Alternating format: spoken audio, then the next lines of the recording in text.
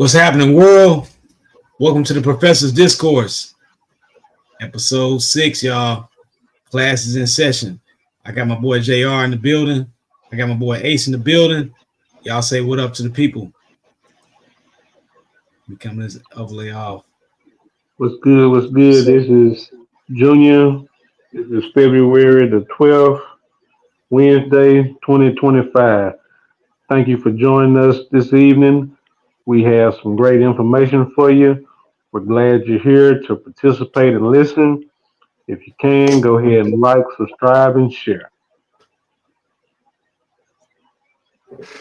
This boy Ace coming through from the NO, the 504. Just got off that Super Bowl. I don't know what happened with Kansas City. Kansas City didn't show up. But yeah, man. Just thank y'all for tuning in. And thanks for having me. Likewise, man. I appreciate both of y'all being in the building, man. You know what I'm saying? Y'all could be anywhere in the room, but y'all here with us, man. You know what I'm saying? We appreciate that. You know, it's a good vibe. We here, you know what I'm saying? But we gonna do like a free flow, a free flow real quick. It's not gonna be really a main topic that we're gonna stick with, but we want to start off with something that some of y'all have heard about and maybe you haven't heard about. But this in particular here, I want to just share with the people. This is Executive Order 14190 of January 29, 2025, ending radical indoctrination in K-12 schooling. Section 1, it talks about purpose and policies. Parents trust American schools to provide their children with a rigorous education and to instill a patriotic administration for our incredible nation and the values for which we stand. In recent years, however, parents have witnessed schools indoctrinate their children in radical anti-American ideologies while deliberately blocking parental oversights. Such an environment operates an echo chamber in which students are forced to accept these ideologies without question or critical examination. In many cases, innocent children are compelled to adopt identities as either victims or oppressors solely based on their skin color and other immutable characteristics. In other instances, young men and women are made to question whether they were born in the wrong body and whether to view their parents and their reality as enemies to be blamed. These practices not only erode critical thinking, but also sow division, confusion, and distrust, which undermine the very foundations of personal identity and family unity. I can keep going, but the stage, as we continue with this particular executive order, has some troubling language. I will go to the next paragraph real quick.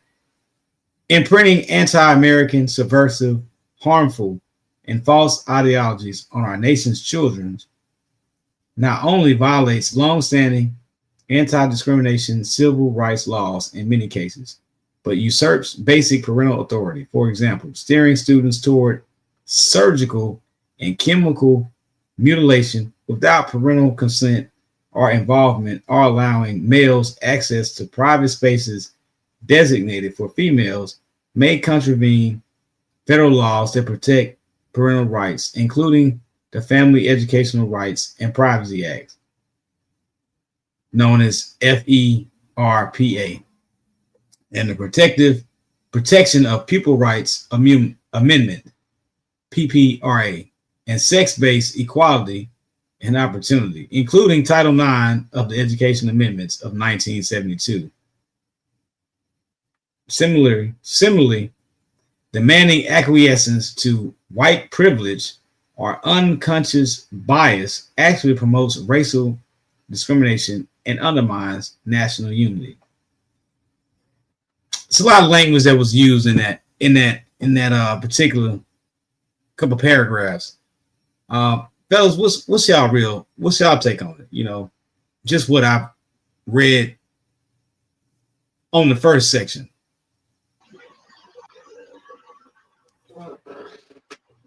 Well, I'll start it off first. I started off this 18. I'll say, sound like they trying to just undo everything the Democrats had in place. Like since Trump been in office, he's been trying to undo everything Obama had in place. So it just sounds like they're just trying to undo that elemental P agenda, you know, because I think also it talks about male entering female facilities and stuff of that nature, whatever. So I just think they're just trying to, just try to cut back on all that elemental P stuff, man. That's what it sounds like to me. I'll let JR give his take, but that's my 2 cents on that. Thank you, Mr. Ace.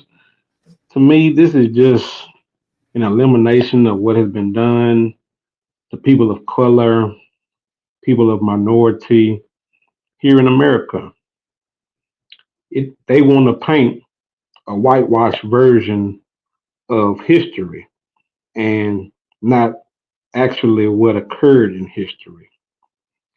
If at this point we can't admit truths and you would rather sell lies, then who's doing the indoctrination to this next generation that's coming up? Let me ask you that point. Secondly, I don't co-sign lies being told to children because they will take them as truths. These Easter Bunny, this Santa Claus, all these other things that we've been endorsing for years and years, it's not relevant in the true nature. Tell these people that there is none of that. This is a economic money grab for this country. People of the minority spend the most money here in the United States, 4-1. If we could collectively come together and shift what has been done, like they did in boycotting the bus system in Alabama, I think we can get this needle to move.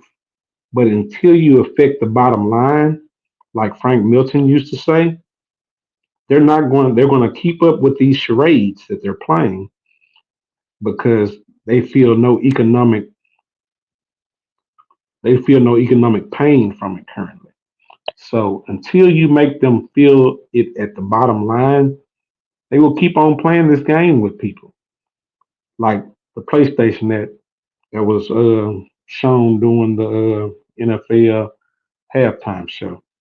And that's Yeah, my first take. the control. Heard that. Hey, I got it. You know, that shout out to the halftime show. You know what I'm saying? I remember there was a instance we had a rap beef with, game over, flip. But the game got turned upside down for him. I would like to say I would look at this and I would say that this is we're hearing the words. I just want to go back to what this thing said again, was that ending radical indoctrination in K-12 schooling. And I'm hearing the arguments in section 1, which are all like straight up convoluted in the first section. And then it goes to section 2 where it talks about definitions. And the first subpart is definition in the executive order, defending women from gender ideology, extremism, and restoring biological truth to the federal government. Now, there's one part where there can be some agreement in this particular order for some of us. I'm not going to say all of us, but for some of us. And it's after the highlight area I got there, and that's the section E in section 2, where it talks about social transition. And it says social transition means the process of adopting a gender identity or a gender marker that differs from a person's sex. This process can include psychological or psychiatric counseling or treatment by a school counselor or other provider, modifying a person's name, e.g., Jane to James, or pronouns, e.g., him to her, calling a child non-binary, use of intimate facilities and accommodations such as bathrooms or locker rooms specifically designated for persons of the opposite sex, and participating in school athletic competitions or other extracurricular activities specifically designated for persons of the opposite sex. Social transition does not include chemical or surgical mutilation. I don't disagree with that particular paragraph. Only in regards of if you're born as a man, or you're a boy and you born as a boy and you become a man. But the point is, you born as a man or you born as a woman. You can't get away from those two facts. Now, there's instances where there are people that are born with both particular sex organs, but they don't have a uterus or testicles. They don't have both. They don't have testicles and a uterus. They got one or the other. So whichever form of life they can present, that's what they are. So in case, some of them out there are messed up and it is jacked up. But the point being is, if you're a man, you can't go in the bathroom or restroom.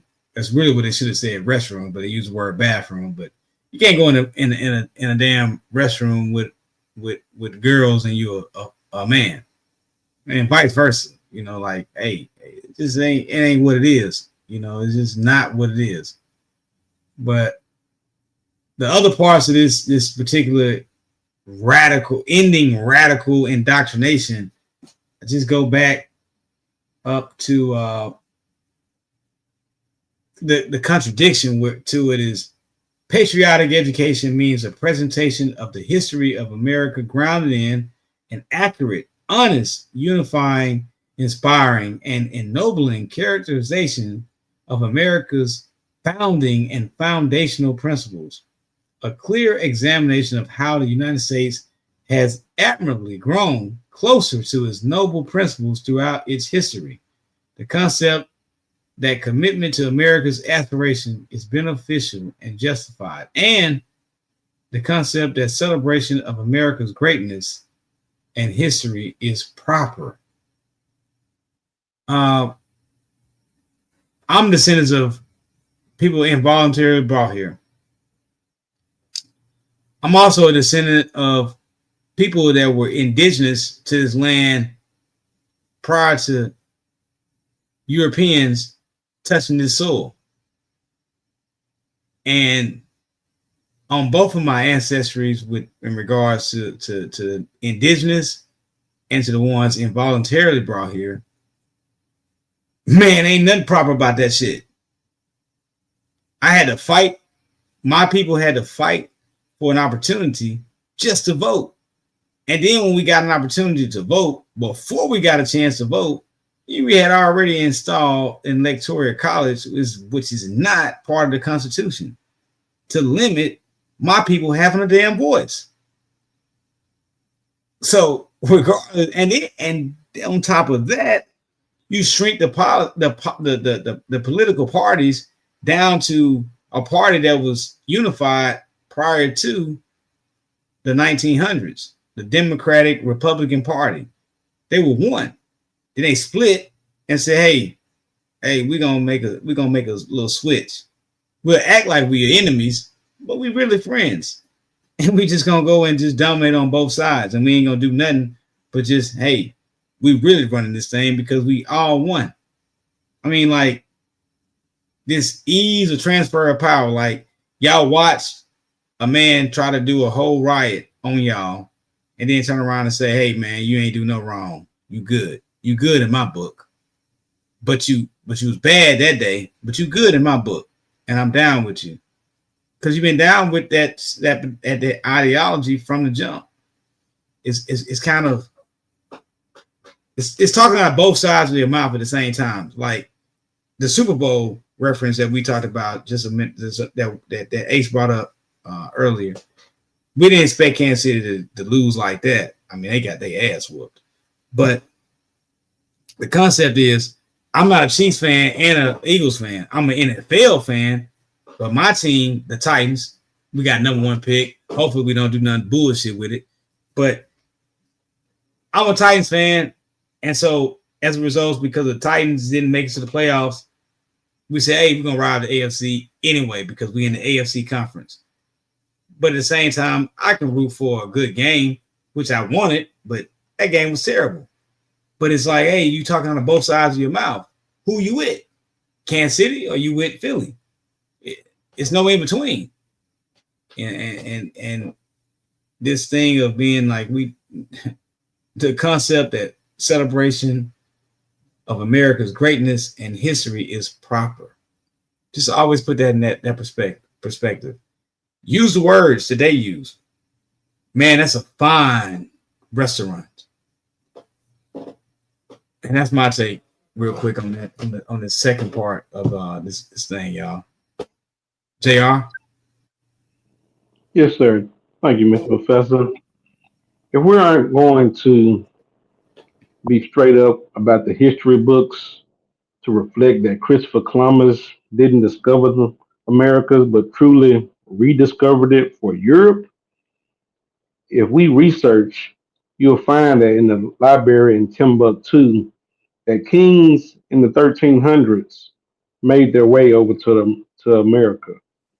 Spanish conquistadors found Olmec heads with African features Oh on yeah. these voyages. Oh yeah. We know this is facts, but we aren't bringing these facts to the classroom in K through 12. But slavery, which we all know occurred, should be removed. How does this make sense? Who is truly trying to deceive the youth? Who's really going to be responsible when you have people that are disenfranchised, never going to ask for that, be able to ask for that 40 acre and a mule that was promised? These are just some ideas that I've just been brainstorming. But But that's if what you they want. want, That's what they want, JR. That's what they want. They want you to be like, I know that. I know that. I'm not looking for a handout. I just want acknowledgement, like you said, the Trail of Tears, these mm-hmm, Seminole Wars, all these things that exactly. occurred to the people of Right, color. They want to remove that. So you want to right, go straight from, hey, these people are coming over here for religious freedoms and found these copper people that was nice to them and let them stay there. They didn't kill them for coming to oh, over to their land. They said, okay, well, we'll let y'all keep that little piece of land, but that little piece of land turned to 13 colonies, and then right, eventually right, it came into, hey, you're going to live on this little plot over here, and eventually it got pushed smaller and smaller and smaller, and the people that they don't want to refer to as these copper people, because the true Native Americans are the copper people. The Siberian people that came over here, that's who's being credited with being the natives now. People not understand there was a Siberian bridge, ice bridge, where people came from Asia and Europe over here, and that's who we're referring to as these Native Americans. Native Americans truly are the copper people that Christopher Columbus mentioned seeing when he got here. He didn't mm-hmm, say he saw some pale people when he got here. He would have been like, oh, those are just some of my cousins. No, that's not how he described them. Right.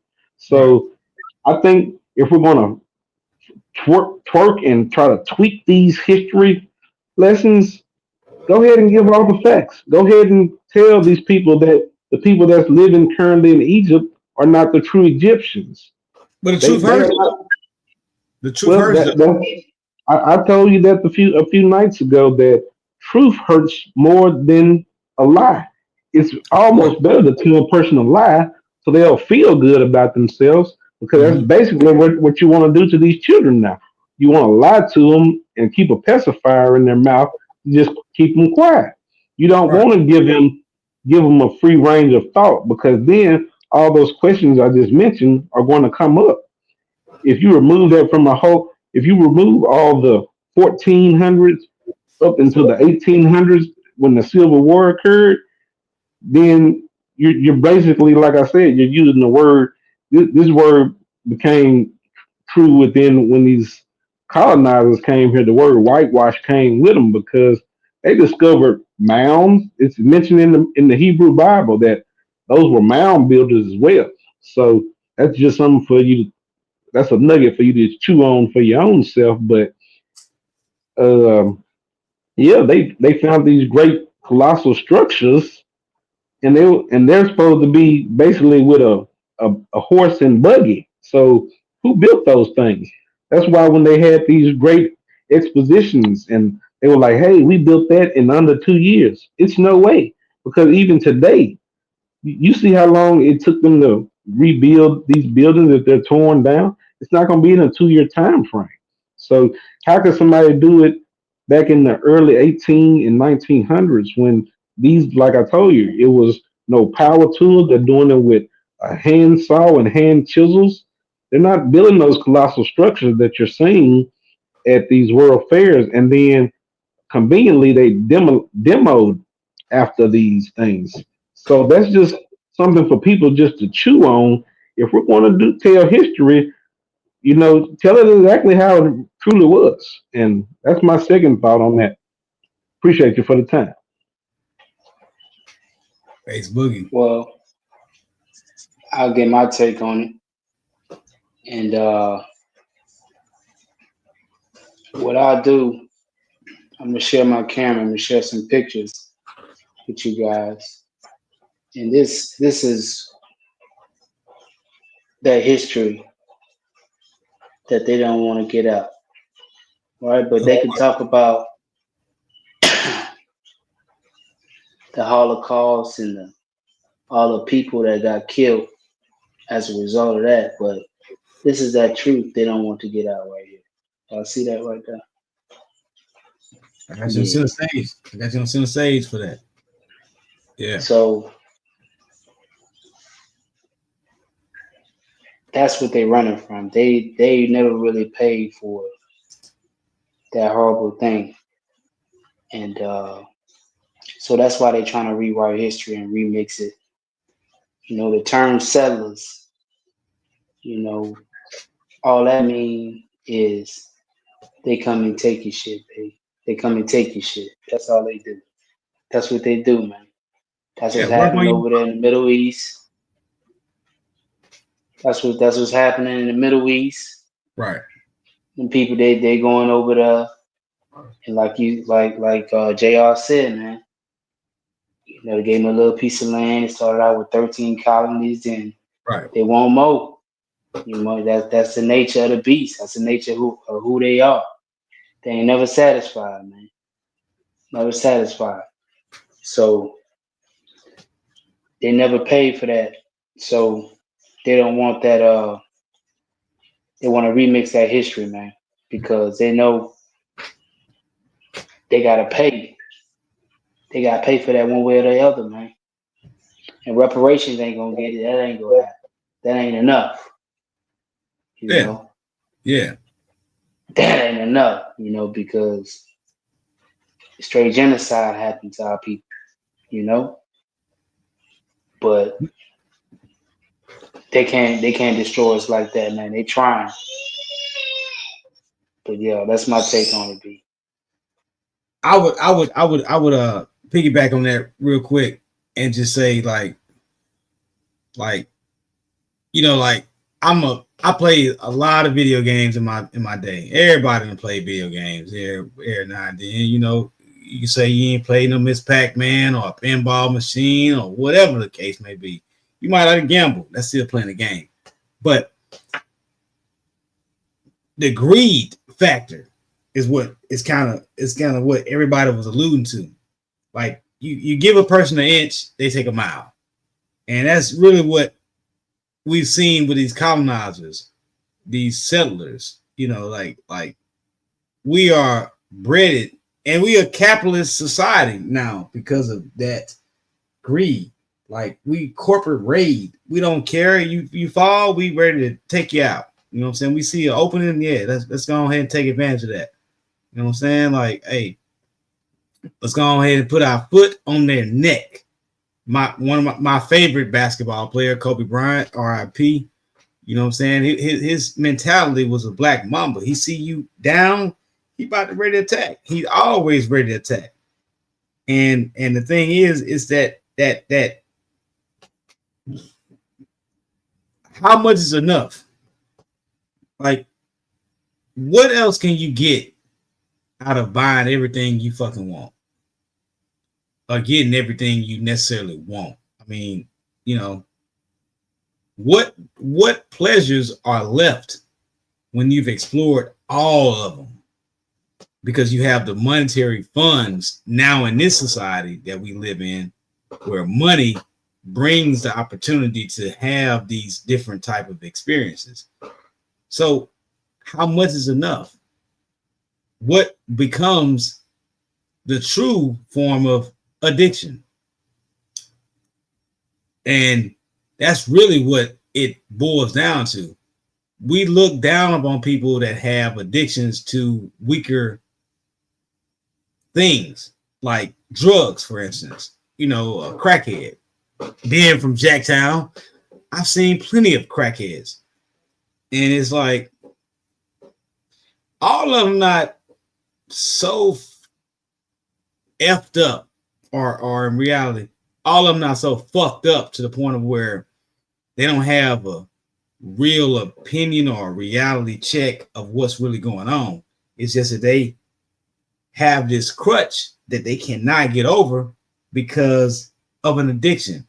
And that addiction can be extreme to not just the crackheads that I've seen in Jacktown, but these addictive things, that is money.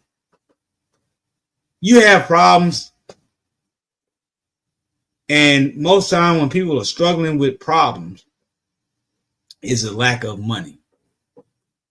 But one thing that you have to be mindful of is, if you got real problems that you can't really handle, the universe, the Most High, is always going to put you in a position where you can handle those things without losing yourself in that midst of the problems that you have, as long as you stay true to the Most High. The problem with most people that have the problems that they cannot solve is because they cannot put their trust in the Most High. Now, whether you believe in the King James Bible, or do you believe in the Quran, whether you believe in other books that are out there for religious purposes and all those things, that's your own choice. But the innate thing is that spirit is in you.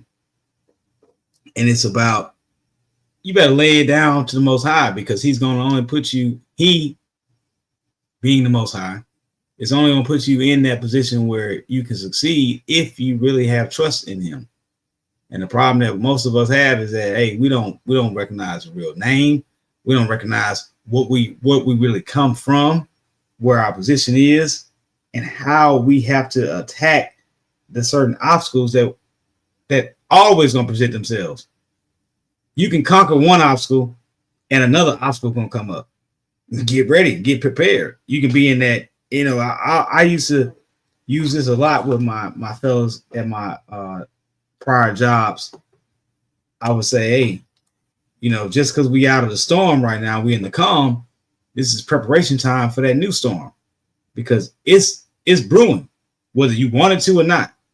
And you got to survive it. You got to withstand it. You got to comprehend why you're going through it.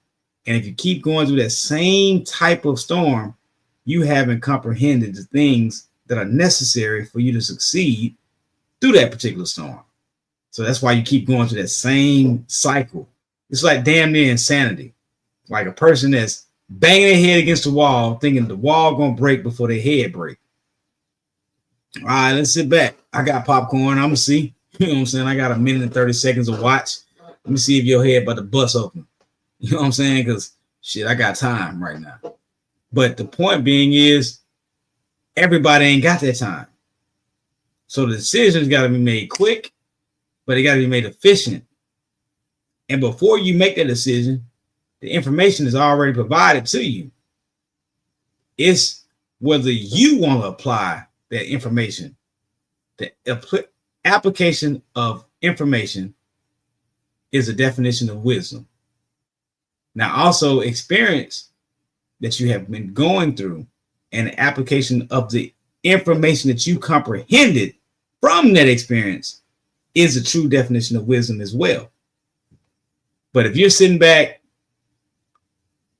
seeing information, becoming fat, I had a long time ago, in a long time ago, I had a presentation I presented where I talked about pig pews, and I would use a reference of people in the church that would go to Sunday after Sunday, and they would sit back and they would listen to all the information that was provided to them, all the Bible verses to refer to whatever the particular topic was in that particular sermon.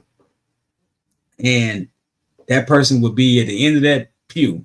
Because I don't know, some of y'all may have not went into a church, but if you understand what I'm talking about with the pew, you got the end, and them chairs are uncomfortable in them pews, because them pews ain't got no back relaxers and none of that. Ain't no massage chairs in our churches. It's just a hard bench with some cushion seats on your bottom. But that back that back, if you lean back and you go into church and you ain't getting up, hey, you might have a sore back sitting down all day listening. And I refer to the pig invested as far as just gaining the knowledge, but not ready to share it. They would burp and laugh at the same time because they had set on so much knowledge, but they ain't do nothing. But all they did was just sit back and became pig pews. But it went over some people's heads, and it resonated with some, but just like right now it might. And it don't matter if you laugh or you say, what the hell is he talking about? Point being is, you either on that level or you're not on that level. But get the information and apply the information. That means you have real comprehension of what the information is.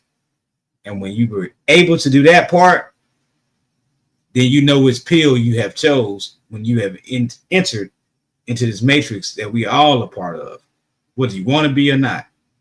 You can be the battery, but what battery are you serving? The Most High or just materialistic? Because that material that you're going to purchase, because a lot of y'all can go out here, because I do know my dog said it is February 12th, 2 days from now, Friday, it's going to be Valentine's Day, and a lot of y'all about to go out there and spend a couple $100 on your boo thing, and you know what I'm saying, buy roses and strawberries dipped in chocolate, and you know what I'm saying, diamond earrings and diamond necklaces and etc. Whatever you feel that's going to woo that person to you, you're going to do what you got to do. Or say, hey, I appreciate you a little bit more because I got this for you. Ain't about that. Because you can have all the money, resources in the world to buy materials to please people's appetites. That don't mean they don't like you. And that don't mean they actually love you. It's about the actions that you got to proceed with. Are you going to be there? And all you're going to be there is Are you doing the right lifestyle habits? Are you eating right? Are you kicking the habits that deter you from having life to where you can experience the life and be with the people that you actually give a damn about? Are you instilling in them some of the values that you actually have? Or are you just appeasing them by pacifying them with, hey, they're at a certain age, give them a smartphone. Fuck that, I ain't got time to talk to them. Or that smartphone talk to them. Are you present? And that's my take on that part. I kind of want to switch subject a little bit. You know, I know we don't want to pound people too hard with some of the things about this executive order, because this executive order is wild. It gets real landish. I do want to touch on one last part of it, and I do want to talk about this last part where, hey, they want to make this country great again. They are ready to reestablish the President's Advisory 1776 Commission and promoting patriotic education. This commission, as you can see in the background, let me put it in the forefront so y'all can see it in the forefront. Again, this is Executive Order 14190. You can go look it up on the Federal Registry. It's a national archive. It has all the executive orders that have been signed. This particular executive order that we're talking about is ready to reintroduce a celebration of the 250th year, which will touch down July 4th of 2026. And there are already plans of what they need to do in regards to this celebration of the semi-quintessential year, which was when they also have a task force that's called the Task Force 250, which again is outlined in this particular executive order. We can beat it down to a drum, but I want to transition back to something that happened prior, that halftime show with Kendrick Lamar. It kind of coincides with this particular 1776 thought process. We do know that the current president was in the audience, and we do know that Samuel L. Jackson played a role in this halftime show where he wore the Uncle Sam outfit. And of course, by being Sam, his name Samuel, he was actually Uncle Sam that night. And he was telling Lamar to keep it quiet. Stop being too ghetto. Stop being too loud. Play the game. Give me something that will keep these folks calm. And still go back down to that reference we had earlier in prior episodes. Which pill you taking, red or blue? You know, you choose. But whether you don't choose or do choose, you still made a choice. So which side you on? You can be woke, you can be sleep. You can be in between. Let the cable TV wash you down.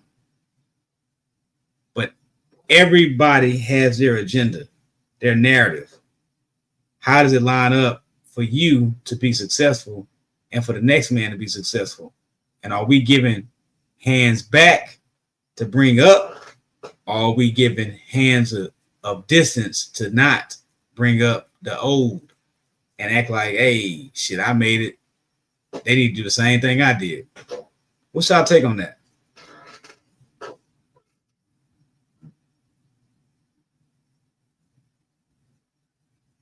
JR? Ace? I lost my fellas for a second. No, I'm here. Hit me back with the question, man. Hit me back with the question. I guess the basic the general question is more of how do y'all feel like? What's the reason behind like, hey, we ready to stand for nothing but fall for anything. Like, where's our resiliency at? You know what I'm saying? Like, where is our resiliency at? Like, we're gonna be like, hey, we the tokens. You know what I'm saying? Like, anytime we're mentioned in some degree, like affirmative action, are now referred to as diversity and equity and inclusion. Is our agendas being met when we set them, or are we just like, hey, we tokens? We just straight up tokens, and we ready to just fall for anything? Yeah, we're definitely tokens, man, because we're not taken seriously. And the reason we're not taken seriously because we not consistent. You know, we only want to march when you know, when the police, particularly a Caucasian police, kill a black or, you know, but as my man Cameron would say, Rico, niggas die every day, B. That's right. Niggas get shot every day, you know? Right. That's right. Ain't nobody marching. Ain't nobody marching for that. Ain't no stop the violence rallies or, None you of that. know? So the other racists look at us like a joke, like we don't even take ourselves seriously. So in order to get respect, you gotta respect yourself. Before I can, huh? And Hey, shout out to CeeLo Green, you know. I want to ask you this real quick, not to cut you off in your soliloquy, but I would say this real quick because it's on my mind. Like that mentality of we use the word nigga, right? That word in term of endearment, right? But if another person outside of our race uses the word, we're ready to activate. And then it's not because they use the word, it's they didn't use the right word. They don't even understand the word that we actually use. But we ready to activate, and then you have other people of our same color that will say, "What you getting mad for? You use it all the time. You missed it." You know, what's your thoughts on that? I mean, just you know, since you was alluding to that or talking about that. Hey, No, it's kind go of back to curve. that respect. We don't respect ourselves, man. Yeah. You know, if we did, we wouldn't treat each other like we do. We wouldn't, you know, we don't not only do we don't respect each other, we don't respect life. We don't respect each other's lives, you know? Mm-hmm. It's like it's to the point where we don't respect the old, we don't respect the young. You know, I was watching something on YouTube and these they going crazy over there in Jacksonville, Florida, man. You know, with the drill rapping, and you know, it resulted in like a 6 or 7 year old boy getting killed because they were trying to shoot at the older guy he was with. You know, I'm just like, man, this is crazy, man. Like, there's no respect where you're like, okay, your ops is with a kid or a child. You know, I'm a cool out, I'm a chill. No, they pulls up on the kid and you know the ops with the kid and start blasting. Didn't even kill the ops, killed the kid. Like, you know, just like it's just ridiculous. It's just, you know, it's crazy out here, man. So no respect. We don't respect each other. So ain't nobody else gonna respect us, man. So, you know, at the end of the day, we to blame. You know, we to blame for it. You know, we want to fit in. We want to fit in, but we want to be different, which is retarded. Like, you know what I'm saying? Like, we want to fit in with society. We want everything that, you know, we want to eat at the places they eat at. We want to wear the clothes they got, but we want to be different, you know? So Right. If you can if you can understand that, like, we just, man, we just a people that's lost. We lost our culture, and we lost our language. We lost our spirituality. We lost it all, man. And the reason that people like us across the world that look like us is messed up because the people that they took and enslaved here were the leaders. That's why it's chaotic all throughout the world with people of color. Right. Because the leaders got it the worst. The leaders got it the worst. But that's why we waking up. That's why we the first to wake up.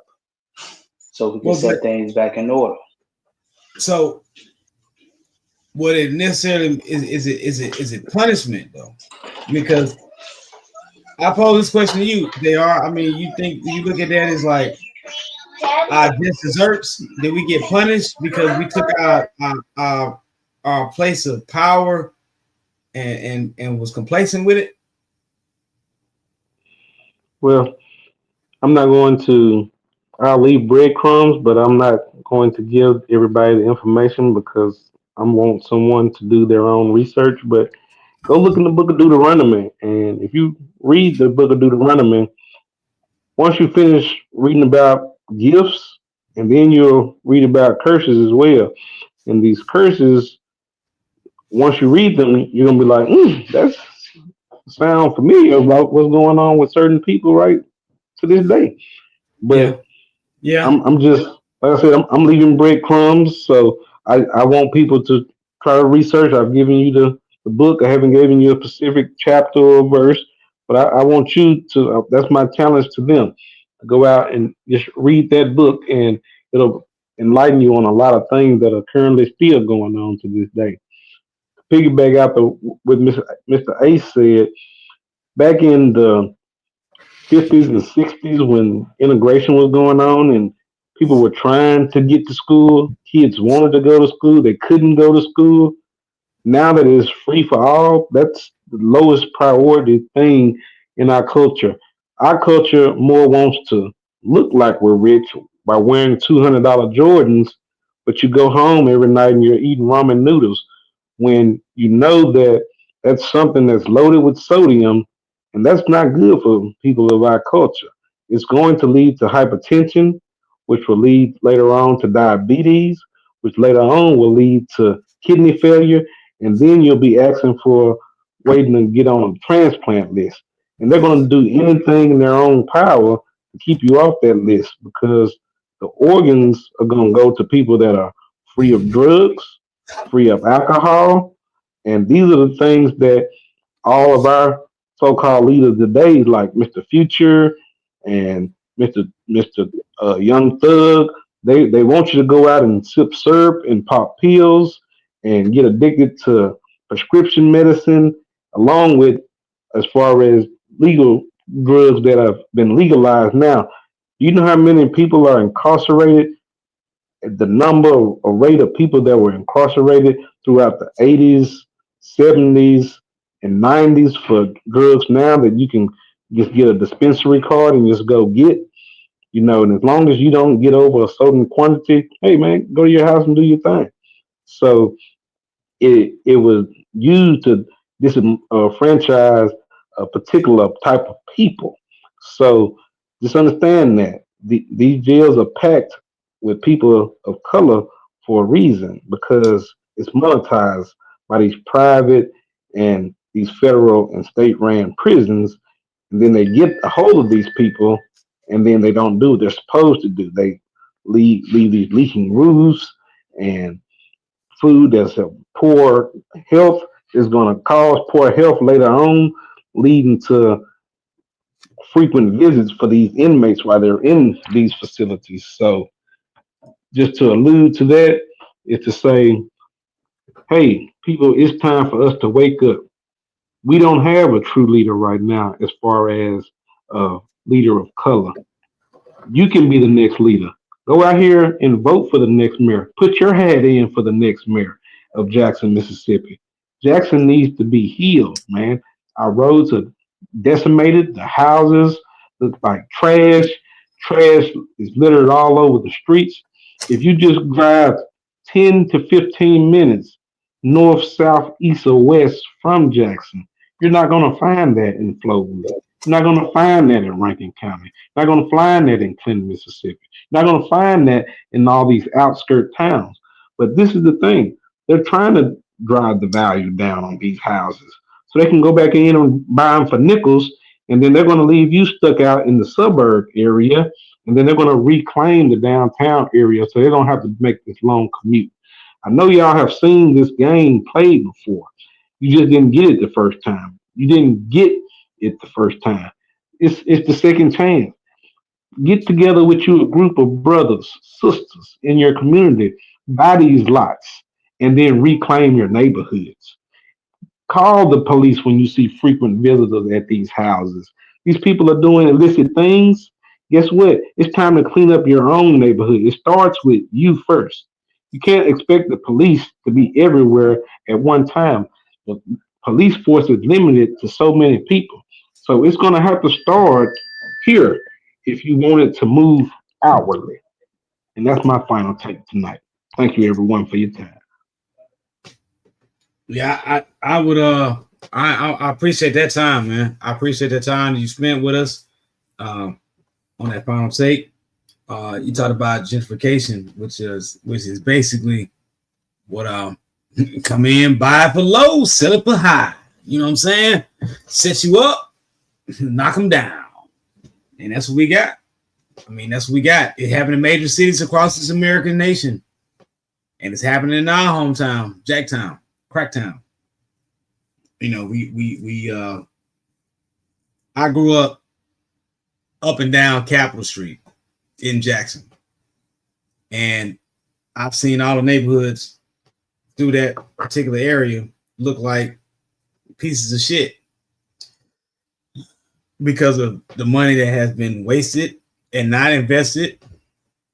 I remember they had tore down like a whole bunch of houses right there close to Prentice Street, and then made like these newer houses, these so-called smart type houses before it was called smart houses. And everybody was like, damn, they made some nice houses. A couple years ago, and them houses look like pieces of shit now, you know, because of how poor the community has been in support of those particular events. And the reason why that these particular neighborhoods are low when it comes to support levels is because lack of education. It just starts with the main basis of foundation. You got to have fucking education. And until you invest in education and invest in it real, it does not start with sending your child to a damn school. You can send your child to a school and he will be a damn fool. We lost JR. JR had to dip out. He doing this thing, but we appreciate his time. But you cannot associate yourself with, hey, these schools are the parents and shakers and movers of our young scholars. It starts at home. And if we don't provide the real education at home first, the real foundation, all we doing is setting up our young youth, our younger generation to be experiments, to be exploited, to be part of the narrative that they say there's another young black male that didn't equate to anything because he chose to sell drugs or commit crimes and this, that, and the third. And the point being is, if you don't have any opportunities, no real jobs, no real infrastructure, no real facilitation of promotion of the young generation, you ain't got no choice but to fall to the wayside and see that, damn, ain't nobody got my back. I mean, what's your last take on that, Ace? We're gonna get on up out of here in a minute. Well, I'll say this: we can't be caught up in a trick bag, man. And what I mean by that is everything everything has gone down, man. Service everywhere. So it just come down to we don't care about each other, man. But we need to change that. You know, it starts with educating. Starts at the house with educating and actually caring about actually caring, man. Caring enough not to be lazy, caring enough not to you know let your children suffer the same mistakes or the same challenges you had. You know, so we just gotta be better, man. We gotta do better. We gotta be better, and we gotta want it. We gotta want better, man. You know, if that's basically why Trump, I think, won, man, because people were just tired of just going along with anything and everything, man. That's what they're talking about making making America great again, because it was basically hell, whatever one side want, the other they get. You know, it was amazing. That LMNOP community, man, they was getting whatever they want, man, whatever they want. So we just gotta do better, man. Take care of each other, care about each other, stop being lazy, and let's do the work. That's my take on it. Thanks for having me, bro.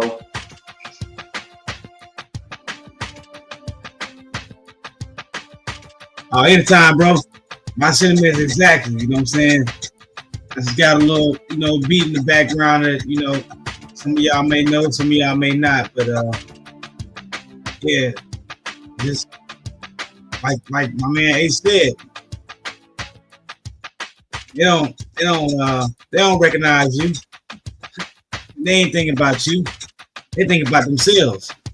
And then when you understand that, you recognize the real L's, the real W's, the real YU's. They're like, damn you. But really, what you gonna do about you? Are you gonna make something about it? Or are you gonna step back and be like, that ain't me? The real problem with me is it's an M and an E, no we in this thing. But it's an M and an E in a team. There ain't no I in a team. You gotta think about this. We all a team. At the end of the day, we only strong as our weakest link.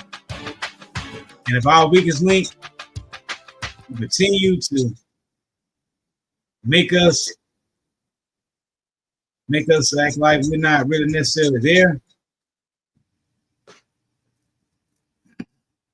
we get the results we get. I was playing a little bit of that just to inspire y'all, to inspire the concept of like we are all in this thing together. We can't be who we are without y'all being who y'all are. If everybody the same person, then we wouldn't have this great diversity that we do have. This inclusion that we supposed to have is the great American dream that we all thought that was possible. This experiment that we all came a part of, whether we was forced into it or whether we wanted to be a part of it. Some of us took the opportunities that was presented and went far with it. Some of us took the opportunities and went sorrow with it. That's your choice. It's okay. But as long as you got breath in your body, you can make a difference and you can make a change. Peace to all y'all. Y'all been with us this long. Like and subscribe. We want to thank y'all for y'all time. Love all the participants that have been a part. Ace, JR, you know what I'm saying? Of course, myself, Professor. I want to say peace to y'all. What up? Jacktown. We out. Peace.